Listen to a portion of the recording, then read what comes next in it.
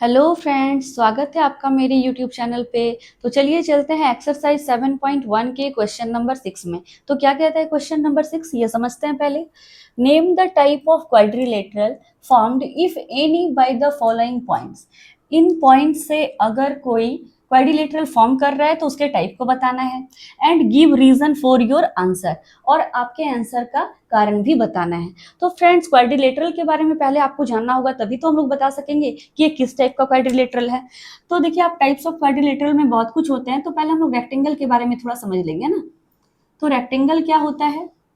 अगर कोई quadrilateral A B C D है और ये अगर रेक्टेंगल है तो इसकी ये प्रॉपर्टी होनी चाहिए कि इसके अपोजिट साइड इक्वल होनी चाहिए। ठीक है, मतलब ए डी इक्वल होगा बी सी के और ए बी इक्वल हो जाएगा सी डी के।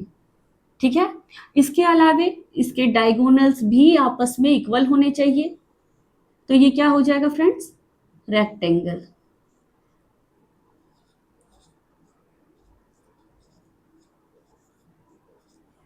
आगे चलते हैं पैरेललोग्राम की तरफ। तो पैरेललोग्राम कौन होगा? जिसके अपोजिट साइड इक्वल तो होंगे, साथ ही साथ पैरेलल भी होंगे।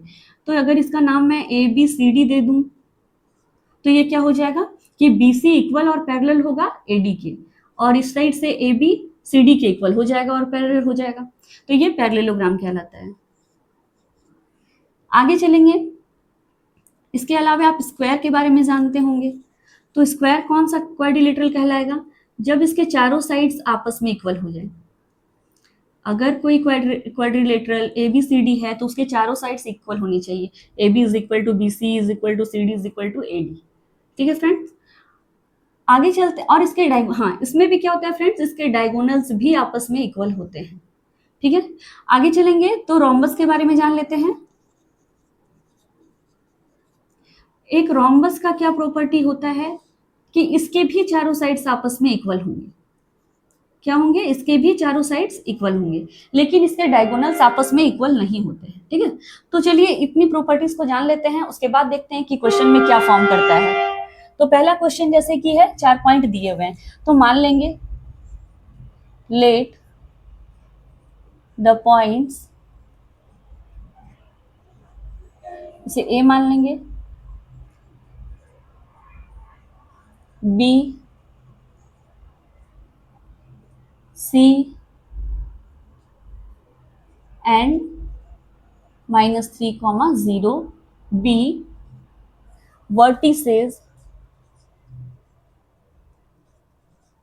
vertices of quadrilateral।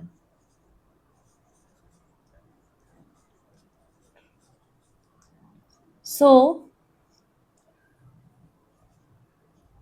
A B is equal to, है ना, पहले हम लोग डिस्टेंस फॉर्मूला निकालेंगे। तो ए बी से ए बी का डिस्टेंस फॉर्मूला निकालना है, तो हम लोग यहाँ पे x1 x2 डिनोट कर लेते हैं कि ए का कोऑर्डिनेट क्या है और बी का कोऑर्डिनेट क्या है। तो ए क्या है फ्रेंड्स? -1, -2, और यहीं पे हो जाएगा बी का कोऑर्डिनेट 1, 0।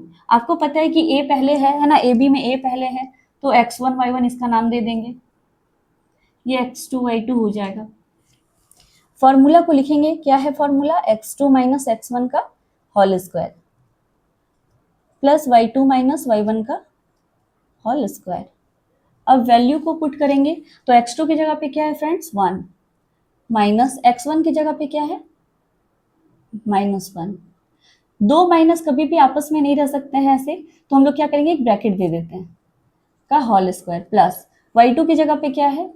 तो 0 माइनस y1 की जगह पे क्या है? -1, है ना। तो अजीब सा दिख रहा है, तो यहाँ पे एक ब्रैकेट दे देंगे, का whole square is equal to 1 है, 1 लिखेंगे, माइनस माइनस। देखिए फ्रेंड्स, यहाँ पे ब्रैकेट है, ब्रैकेट मीन्स क्या होता है? मल्टीप्लाई करना। तो माइनस इंटू माइनस क्या हो जाएगा? प्लस का होल स्क्वायर। y2 का वैल्यू क्या है? 0 माइनस y1 का वैल्यू क्या है? -2 का होल स्क्वायर। यहाँ पे भी मैंने ब्रैकेट दे दिया है, इज इक्वल टू 1 + 1 2 का स्क्वायर हो जाएगा, प्लस माइनस इंटू माइनस क्या हो जाएगा फ्रेंड्स? प्लस, तो 2 का स्क्वायर हो जाएगा इधर भी। 2 का स्क्वायर क्या होगा? 4 + 2 का square 4 is equal to √8 unit आ जाएगा। ठीक है, तो √8 आ गया हमारा ए बी। अब इसी तरह से क्या देखेंगे? बी सी को।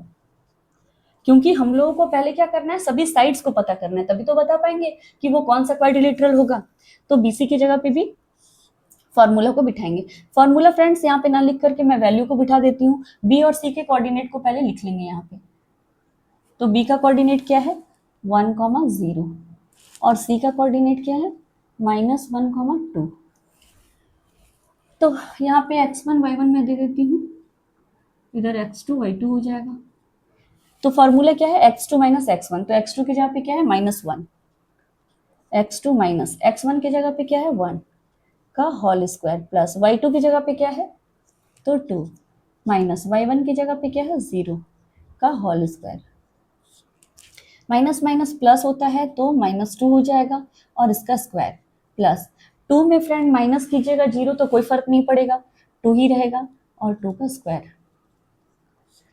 -2 इंटू -2 2 टाइम्स करने पे +4 हो जाएगा, 2 इंटू 2 4, 2 का स्क्वायर 4 होता है, इस तरह से √8 आ जाएगा ये भी। आगे चलते हैं, दोनों अभी तक सेम आया है।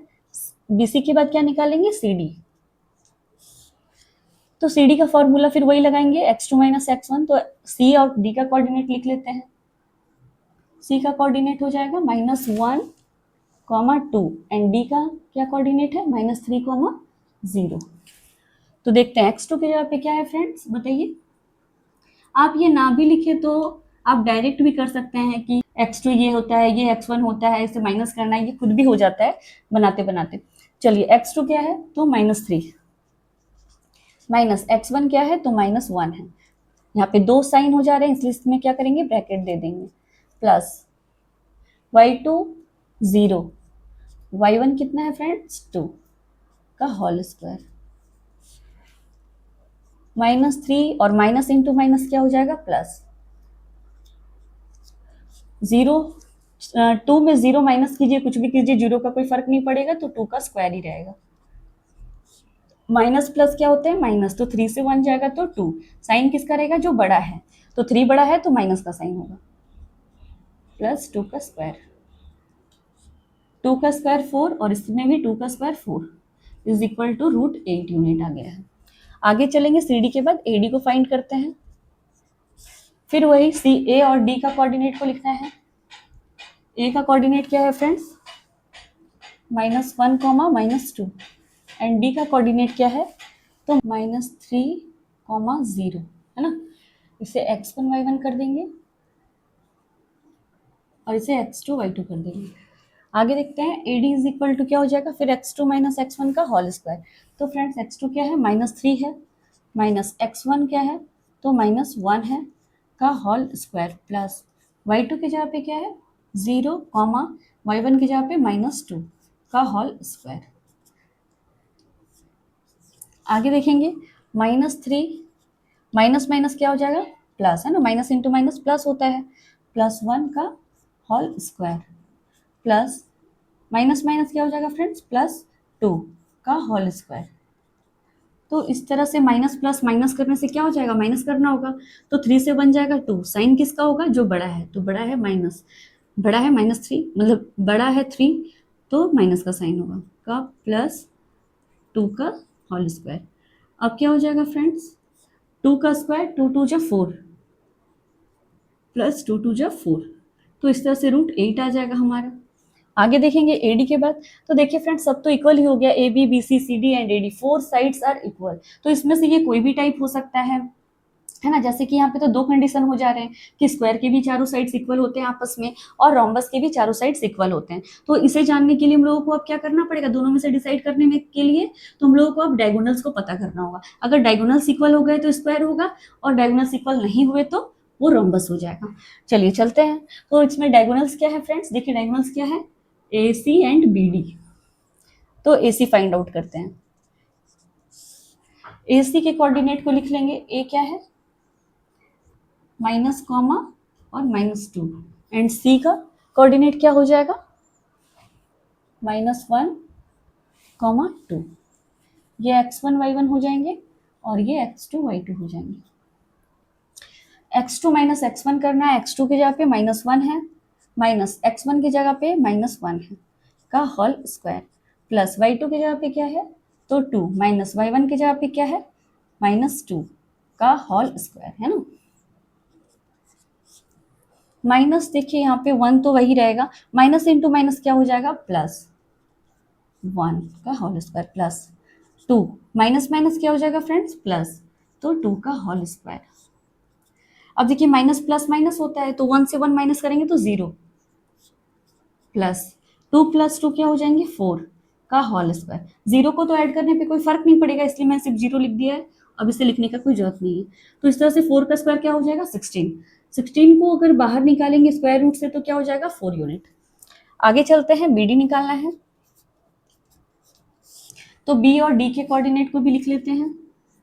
बी का कोऑर्डिनेट क्या है फ्रेंड्स, 1,0 एंड डी का कोऑर्डिनेट क्या है, -3,0। इसे भी x1 y1 कर देते हैं।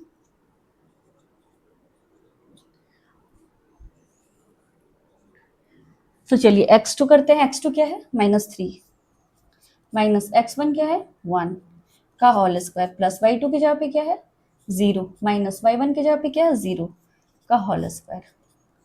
तो माइनस माइनस क्या होता है, प्लस होता है, तो 3 और 1 4 हो जाएगा, लेकिन साइन किसका होगा, जो बड़ा है, तो 3 और 1 में 3 बड़ा है, 3 के सामने क्या है, माइनस, 4 का स्क्वायर, 0 से 0 माइनस करने पे 0, 0 का स्क्वायर करने पे भी 0 ही रहेगा, इसलिए सिर्फ 0 लिख रहे हैं। 4 का स्क्वायर करेंगे तो 4 4 जा 16, माइनस माइनस प्लस हो गया है, और 16 का स्क्वायर रूट निकालेंगे तो 4। तो फ्रेंड्स आप देख रहे हैं कि क्या हो रहा है, यहाँ पे दोनों डायगोनल्स भी इक्वल हो गए। तो आपको आंसर मिल चुका होगा कि इनमें से वो कौन सा क्वाड्रिलेटरल है जो फॉर्म कर रहा है, तो ये स्क्वायर हो जाएगा, ठीक है। तो मैं इसे ऊपर मिटा देती हूँ। तो फ्रेंड्स मैंने रफ कर दिया है, आगे बताते हैं कि क्या करना है। लिखेंगे कि since all sides are equal, है ना, सभी साइड्स इक्वल निकल गए, since all sides are equal and diagonals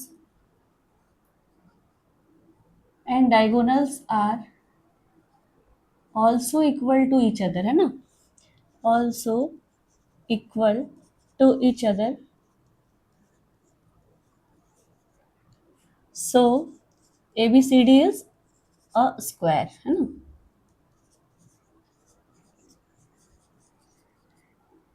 यही लिखेंगे कि यहाँ पे चारों साइड्स आपस में इक्वल हो गए हैं, और इनके डायगोनल्स भी देखिए AC और BD आपस में इक्वल हो गए हैं, तो हम क्या कहेंगे कि ये क्या है, तो फ्रेंड्स इसे कहेंगे हम लोग स्क्वायर है।